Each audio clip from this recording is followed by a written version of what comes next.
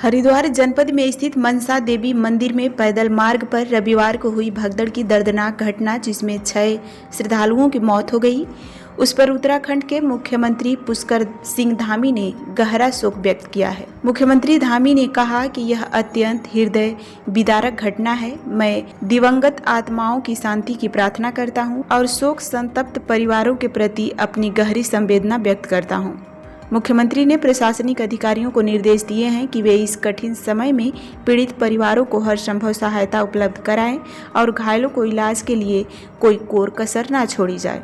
उन्होंने यह भी कहा कि राज्य सरकार इस दुख की घड़ी में शोक संतप्त परिवारों के साथ पूरी मजबूती से खड़ी है और हर जरूरी कदम उठाए जा रहे हैं।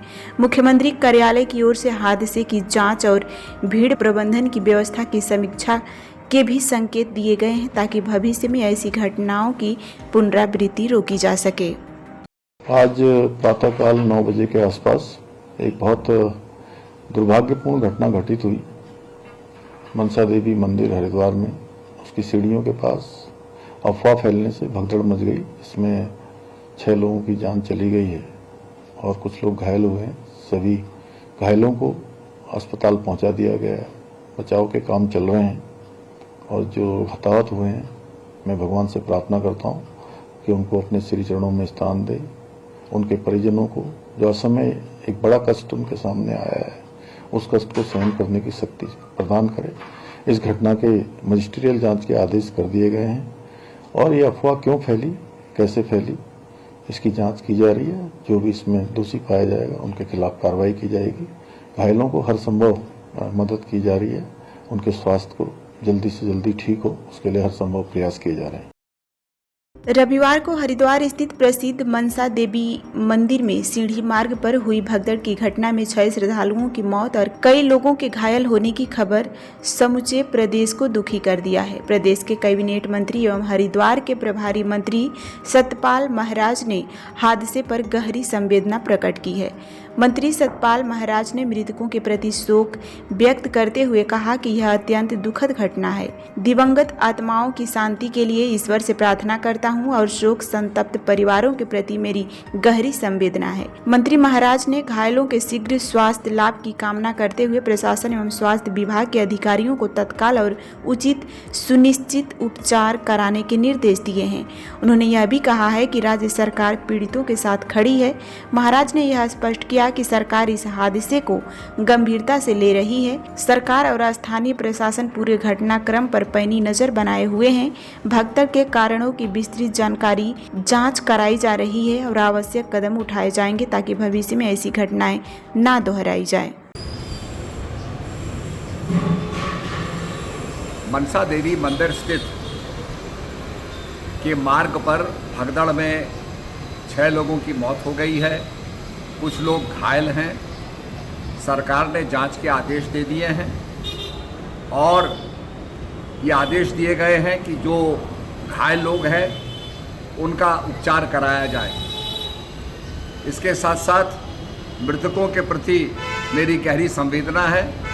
भगवान उनकी आत्मा को शांति दे। सरकार की इस घटनाक्रम के ऊपर कड़ी नज़र है और निश्चित रूप में सभी घायलों का उपचार किया जाएगा।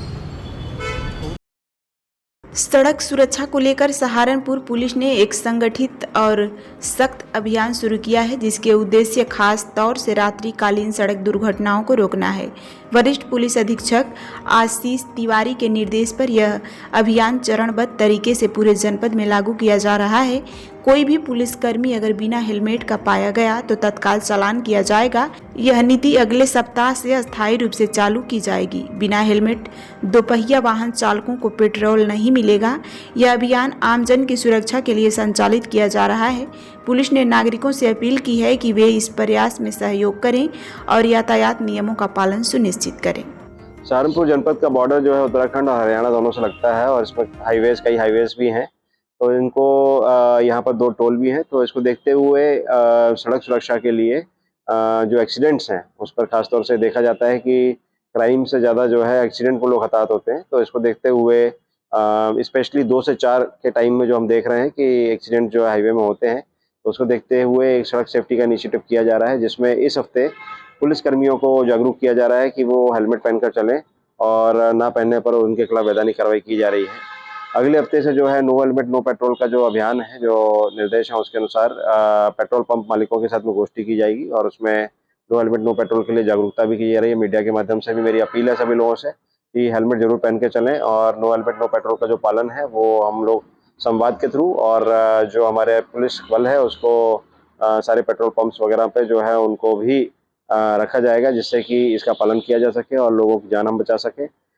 जो टोल्स हैं उस पर खासतौर से जो पीए सिस्टम है उससे रात के 2 से 4 के बीच में जागरूकता के संदेश बैनर लगाना कि आपके घर पर कोई इंतजार कर रहा है। रात को 2 से 4 के बीच में खासतौर से गाड़ी जो है झपकी आने पे एक्सीडेंट हो जाते हैं, तो इसको देखते हुए ठीक चलाइए।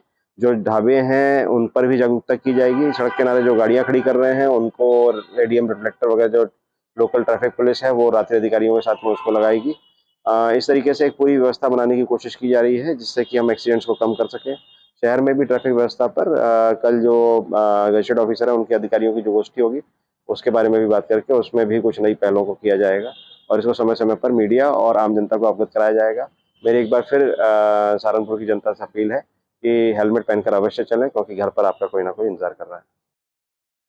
अयोध्या से खबर है, जहां सावन माह का तीसरा सोमवार श्रद्धा, भक्ति और शिव आराधना के रंग से रंगा नजर आया। रामनगरी अयोध्या में सिद्धपीठ नागेश्वर नाथ मंदिर में श्रद्धालुओं का भारी भीड़ उमड़ा रहा। मान्यता है कि इस मंदिर की स्थापना भगवान श्री राम के पुत्र कुश ने की थी। सुबह 4 बजे से ही श्रद्धालु सरयू नदी में स्नान कर मंदिर पहुंच रहे हैं और भगवान शिव का जल अभिषेक कर रहे हैं।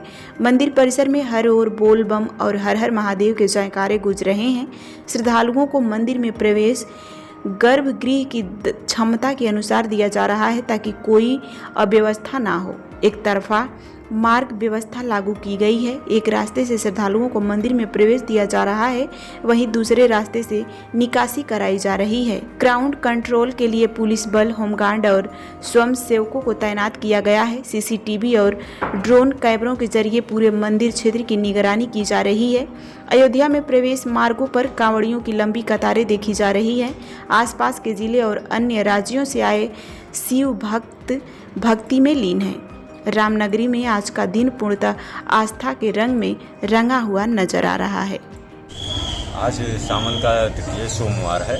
आज के दिन चतुर्थी और पंचमी का योग मिलन है। कल आपका नाग पंचमी रहेगा। इस वजह से भक्तों का भीड़ जो है सरयू में स्नान करने के पश्चात यहाँ भगवान भोलेनाथ का जलाभिषेक करने के लिए सुबह से ही 3 बजे से ही